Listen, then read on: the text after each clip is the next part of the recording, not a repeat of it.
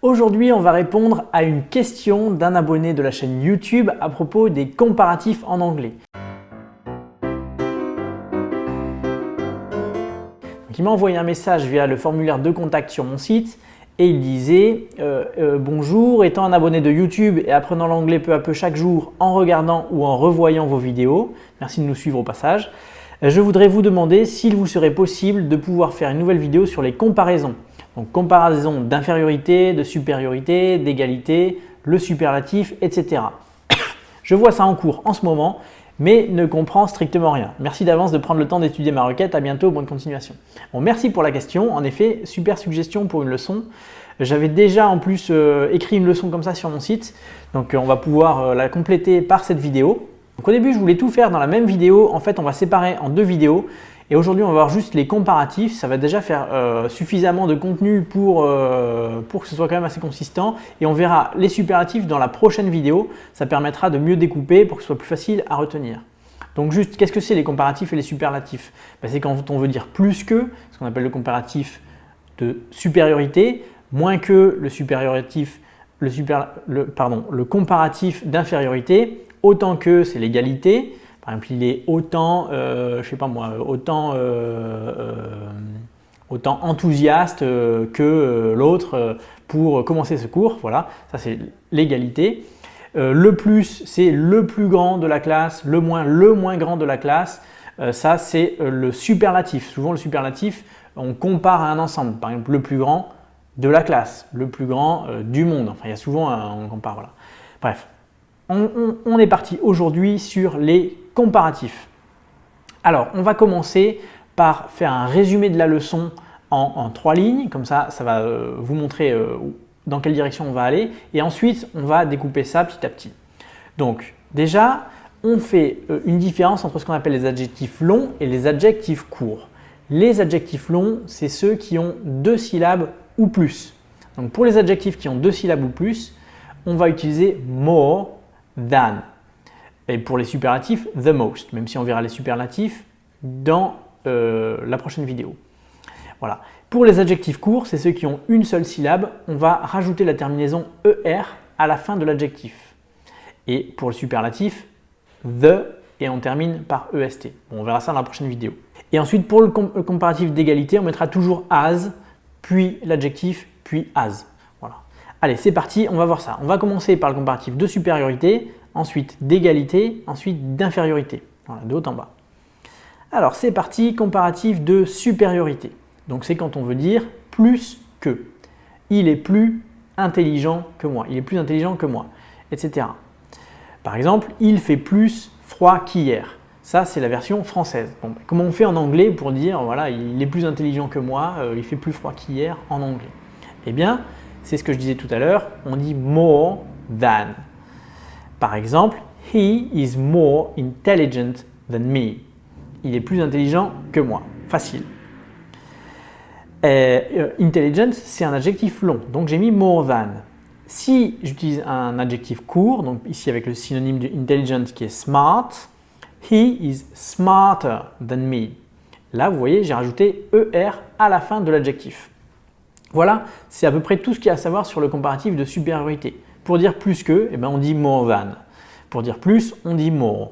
Pour dire, et puis voilà, quand c'est un adjectif court, on dit smarter, on rajoute ER à la fin de l'adjectif. Alors après, il y a les adjectifs qui se terminent en Y. Donc, normalement, on n'utilise pas more than, même si en langage parlé, on l'entend tout de même. Mais normalement, il ne faudrait pas. Donc, un exemple. They are happier today than they were yesterday. Ils sont plus heureux aujourd'hui qu'ils ne l'étaient hier. Donc vous voyez, j'ai remplacé le Y par IER. Et c'est comme ça que ça marche avec tous les adjectifs qui se terminent en Y. On remplace par IER. They are happier today than they were yesterday. Le Y se transforme en IER. Se transforme, pas se transformer. D'accord. Donc, d'autres exemples. Donc, voilà des adjectifs assez connus. Easy, ça devient easier. Angry, angrier. Busy, busier, etc. Alors après, voilà, comme je le disais parfois, vous allez voir parfois more busy, more angry. Mais normalement, il faut mettre angrier, busier. C'est comme ça. Voilà pour le comparatif de supériorité. Allez, on continue maintenant avec le comparatif d'égalité. Moi, je le trouve assez facile parce qu'on met as suivi de l'adjectif et as. Et là, il n'y a pas de distinction entre adjectif court, adjectif long, etc. On met as. Donc, the movie is as good as the book. Le film est aussi bien que le livre. Si par exemple on parle de livres qui ont été adaptés au cinéma, etc. The movie is as good as the book. Le film, il est aussi bien que le livre. Voilà. Il y a aussi une expression qui est assez connue, c'est as soon as possible. Aussi vite que possible. Voilà, c'est l'adjectif soon, rapidement, voilà, vite. As soon as possible, aussi vite que possible. On voit d'ailleurs souvent, on utilise souvent les initiales, donc ASAP, ASAP ou ASAP. D'ailleurs, on l'utilise aussi en français. Vous l'avez peut-être déjà vu, ASAP en français, ça veut dire as soon as possible. C'est le plus vite possible. Voilà pour le comparatif d'égalité, as, puis adjectif, puis as, tout simplement. Ensuite, le comparatif d'infériorité, c'est pour dire moins que. Donc, on va utiliser less avec éventuellement donc le than. Moins, c'est less, than, c'est que, moins que. Un exemple, we spent less money on advertising this year than we did last year. Nous avons dépensé moins d'argent sur la publicité cette année que nous ne l'avons fait a year ago, pas last year. Voilà, c'est la même chose. Donc, less than. Deuxième exemple, he is less young than you. Il est moins jeune que toi, que vous. Alors parfois, on verra aussi fewer than. Fewer than. Un exemple, there are fewer bananas. Donc ici, il y a moins de bananes. Donc en général, on va utiliser fewer quand le nom est au pluriel. Donc là, on parle de bananes au pluriel. En général, on va utiliser plutôt fewer que less. Bon, voilà. Mais en général, on apprend surtout less than pour faire le comparatif d'infériorité parce que avec un adjectif, forcément, ça va être less than. Fewer, c'est avec des noms au pluriel. Voilà pour donc le comparatif d'infériorité. On va donc maintenant voir un résumé de cette leçon de manière encore plus précise que nous ne l'avons vu au début.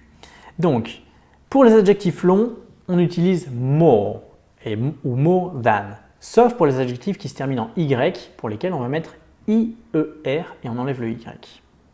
Pour les adjectifs courts, on met simplement ER. Souvenez-vous, j'avais donné l'exemple smarter than, éventuellement.